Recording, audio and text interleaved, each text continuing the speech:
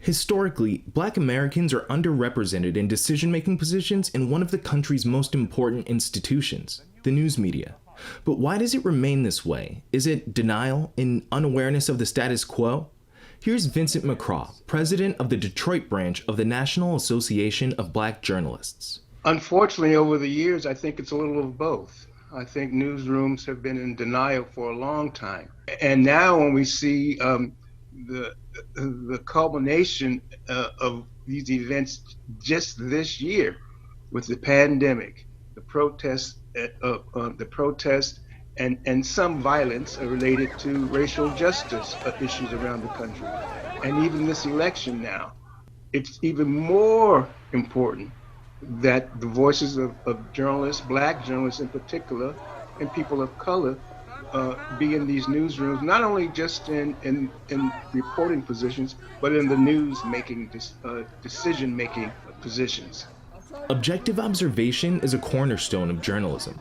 If newsroom directors don't understand or acknowledge that if all observers are the same and thus what they consider to be objective is the same, then this can lead to incomplete stories or coverage that may miss the point entirely. Many are starting to understand. Many do understand and have understood for a long time, but then they lose their way. What they all should be looking for and understanding is that we as Black journalists and journalists of color, the life experiences, the lived experiences that they bring to a newsroom, the way they see a community, the way they cover a community. And it doesn't mean that there's, and that's not to suggest that they'll cover it any different than any journalist would cover a community. But when you bring your lived experiences to the job, then you have your, there's a different eye. There's a different, right. You see something that a white journalist is not going to see. That difference in life experience can be seen in moments like when CNN reporter Omar Jimenez is arrested live on air. The anchor doesn't address the fact that the police arrest people with little to no explanation regularly, an observed truth in the Black community.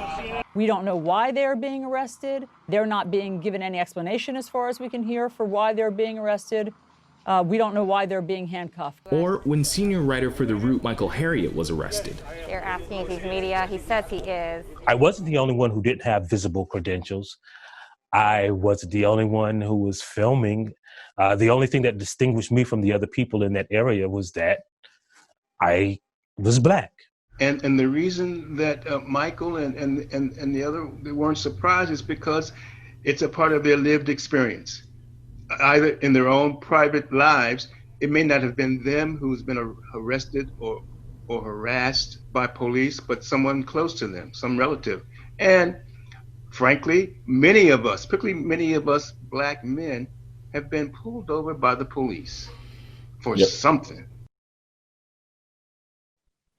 A new survey from the Knight Foundation and Gallup shows 79% of Americans feel news organizations should increase diversity among their staffs to better reflect the makeup of the U.S. population. I spoke with Michael McCarter, a managing editor at the USA Today Network, about the role of diversity, standards, and ethics in the media. So this is a pretty challenging time to be a Black journalist in America. Not that there's an unchallenging time to be a Black journalist in America, but this is a particularly challenging time. But it's also a challenging time for newsrooms and the people who inhabit newsrooms, whether they be Black or white, to make decisions about how to cover African American issues, things like police brutality and systemic racism. I want to start with just your reaction to the way that American media is handling this moment. Well, I don't want to paint anything with a broad brush, but I will say, because everybody's handling things in their own way, just depending on what corner of the country you're in. I will say that I am actually rather impressed that it has received the attention that it has, because there have been times previously where any issue like this would get tamped down simply because it got zero coverage or very minimal coverage. Now, Could I say that everything has been handled fairly? No, absolutely not. There are some markets where sometimes you can see bias seep into some of the coverage. But overall, I'm impressed, especially because it's been 90 days, more than 90 days. And the coverage is still there. It hasn't gone away. The flavor, it's not. It hasn't been one of those flavor of the week, and they've moved on to the next thing. Yeah, you and I have worked in newsrooms a long time, and so we know how things work and how decisions get made. But give our viewers a sense of the way in which these issues get discussed and sort of debated in newsrooms as you're thinking about coverage, and how prominent Black voices are in those discussions and in those decisions. Well, again, it depends on what newsroom you're in and what company you work for and what part of the country you're in. Because if you are fortunate enough to have a newsroom that has diversity, and it's not just diversity in the room, but you have diversity in leadership ranks and decision-making ranks, you can have more thoughtful conversations about how to approach the storytelling of these issues of today.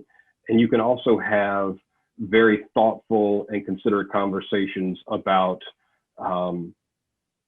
once the reporters come back about how these stories are going to be presented. It's very important that these things be thought through and conversations be had. And you have to have a diverse newsroom. Otherwise, you run into situations where if you have people in the room that don't have the empathy, don't understand, have never been in some of the situations, don't understand what the big deal is, then the way they frame the stories takes a whole different tone. Yeah. I also think that there's a particular challenge here that doesn't get talked about a lot, and that's the challenge to white reporters who don't share the experiences, obviously, that African-American reporters might have, but the need for them to be able to learn and try to gain some of the understanding and knowledge about the African-American experience that will help them cover these issues a little better. I'm not sure that I feel like in most newsrooms that imperative reaches the highest levels of decision making. I feel like it's a kind of lack of awareness of the need to have not just more black reporters in the room, but also to change the way that white reporters and editors deal with these things. I don't disagree with you. I mean, I think there's some that would argue that's one of the challenges that we're facing right now in policing, is that if it's hard to look in the rearview mirror and fix anything, but if you know that your reporters have not traditionally gone to certain neighborhoods, have not traditionally asked to interview people of color, have not traditionally tried to do uplifting stories in certain communities, then when it all hits the fan, you don't have an in. It is much harder for people to trust you. It becomes something that you can't really fix overnight in the heat of the moment. What I work hard to do is to make sure that not only do we have reporters of color in the room who can offer some insight and do have an experience that they can share with the room, but that we get our reporters that aren't traditionally in those neighborhoods out more often, and get them, I won't say trained, but get them familiar with the neighborhoods that they don't normally visit. I won't go so far as to say that you have to have Black people covering Black issues, right? Because that just wouldn't be fair. I'm not saying that a white journalist cannot cover Black issues well. if they work at it. But I would not sit here and say that I could cover women's issues fairly and accurately because I don't have that life experience. Yeah. And it's important that that's in the room and that those opportunities will be made. I would hate for any news organization to just hire people of color. So when things go bad or things go sideways or they want reporting out of a different community, they can just send the Black reporter. Yeah. That, to me, that's not really helping the issue. That's a very poorly attached Band-Aid. And I think it's also imperative that this is work that has to go on all the time. You know, the explosion of interest nationally in the BLM movement is a moment, and that's important. But to be prepared for that moment, you have to have been doing the work before. And I think that's how newsrooms and reporters get caught flat-footed, is that we don't spend the time when there isn't a crisis or when there isn't a huge news headline, getting people to understand that these issues matter, and that you can't just jump into them and really understand what's going on. We got to be working all the time to improve. Absolutely. I mean, there's a proverb I use a lot that says, you know, the time to fix the roof is when the sun is shining. We have to be in the neighborhoods when everything is okay and everything is fine. We have to have conversations with people just over normal topics, normal issues. So then when things do escalate or there are issues that are more challenging, the effort to get into the neighborhoods and have people trust and talk to you is not nearly as hard.